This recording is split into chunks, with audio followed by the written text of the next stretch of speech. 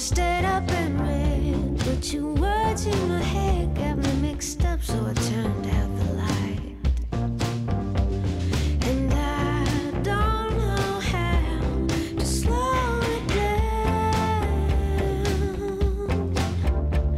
My mind's racing from chasing pirates. Now an ambulance screams while the silliest things are flopping around in my brain. And I try not to dream. Ça, c'est pour la fameuse poulette au pot. La poulette au pot. Donc, tu vas l'accompagner avec quoi, cette poulette? Donc ça va être, on va être sur une purée de pommes de terre, Oui.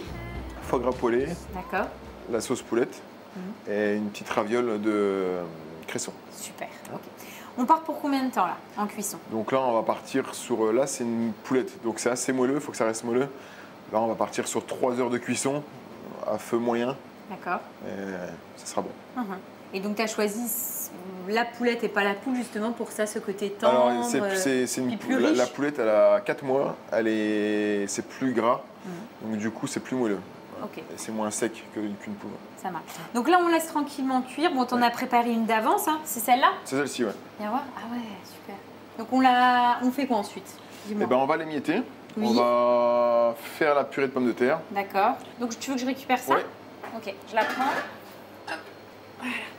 Et je l'amène là. Voilà.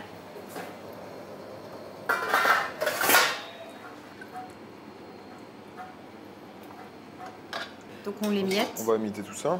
Ça marche. Donc, On enlève la peau. Oui. Donc là, tu vas être tout on utilise tout et on émiette tout. Voilà. Et on garde vraiment des beaux morceaux. Hein. Elle est bien cuite, ça filoche bien. Ouais, c'est ça part tout seul. Là, on est vraiment dans une recette un petit peu comme la langue, comme ce que tu nous as fait en début, c'est-à-dire que très On est traditionnel. resté très traditionnel. Et la sauce aussi, tu vas la faire pareil? Même principe, on va, D'accord. Réutiliser le bouillon. on va et, réutiliser le bouillon de cuisson donc, là, qui a vraiment du goût. Là. D'accord. Et pareil, on va faire un roux collé au jus D'accord. et écrémé. Bah, c'est vrai que c'est plutôt intelligent de récupérer ce bouillon-là parce que tu as toute ta poulette qui a cuit dedans, donc ça a plein de goût. C'est Attends, parfumé. là, je coupe des gros morceaux. Hein. Tu recouperas après, je sais pas. Donc là, c'est bon, hein, le poulet il est émietté. Il est émietté, on va le réserver au chaud. Ok, donc je le mets de côté. Et ensuite. Et ensuite, on va filtrer le jus. Si tu veux bien tenir ça, je vais. On va faire l'inverse. on va faire l'inverse. Ouais. Oui, parce que le même principe, ce que tu me disais tout à l'heure pour la langue, c'est que tu vas garder ce jus, faire ta sauce. Pour la sauce. Tu vas en avoir assez. Hop. On va le mettre un petit peu à réchauffer. Ça, je le mets à réchauffer? Oui, sur le feu. Donc, je le mets sur le feu. Donc, c'est le même principe hein, que la petite sauce qu'on a préparée avec... Même principe que la langue. Oui, que la langue. Donc, du beurre. Du beurre, temps pour temps, toujours. Oui. T'aimes bien, justement, ces préparations de sauce à base de roux Bah, pas forcément. C'est quand c'est sur des repas, des choses un peu traditionnelles. Après, ça reste des trucs traditionnels, donc des recettes traditionnelles. Après, j'aime aussi un bon jus de viande, ça passe bien aussi. Hein.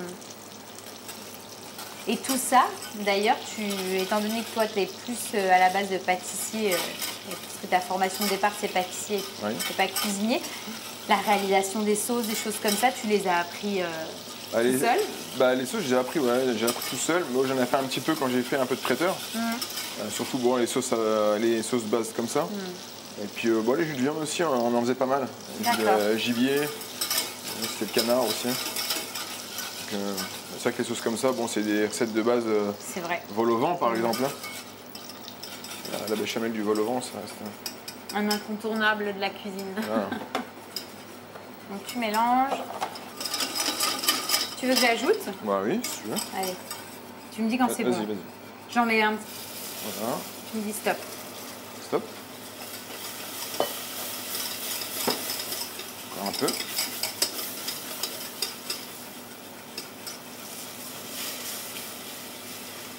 Vas-y, tu peux y aller. Tu me dis stop. Vas-y. J'ose pas. Vas-y. C'est qu'une fois j'ai fait comme ça avec une mayonnaise et j'ai fait rater la mayonnaise donc. On n'est pas trop mal.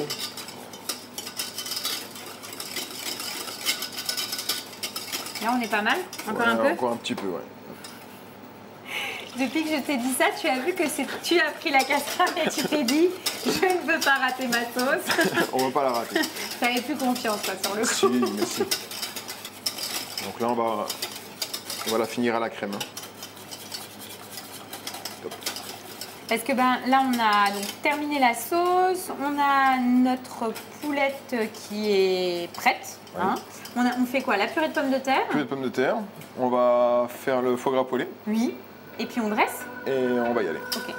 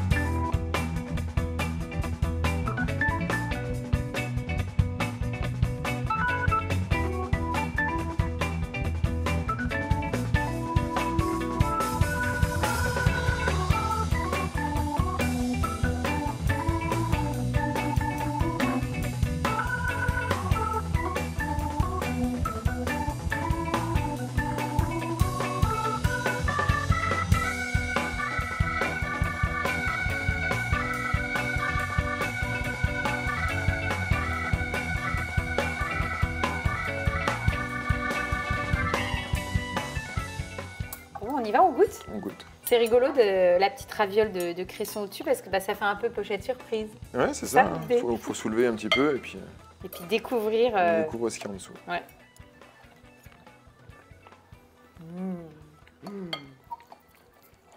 Wow, c'est trop bon, j'adore. Bah, en fait, ce que j'aime bien, c'est ce côté vraiment très tradition. Et en plus, là, je l'ai pris avec un petit bout de foie gras et hop, t'as le foie gras Bah, qui le foie arrive gras poêlé. au-dessus. Ouais, c'est bon, qui enrichit et qui donne une petite note de gourmandise et de noblesse à l'ensemble, quoi. Mais j'aime bien, j'aime vraiment, vraiment bien. Pour le dessert, t'es parti sur quoi? Alors pour le dessert, on est parti sur un cake noisette, crème yuzu et sorbet poire, marmelade poire aux épices.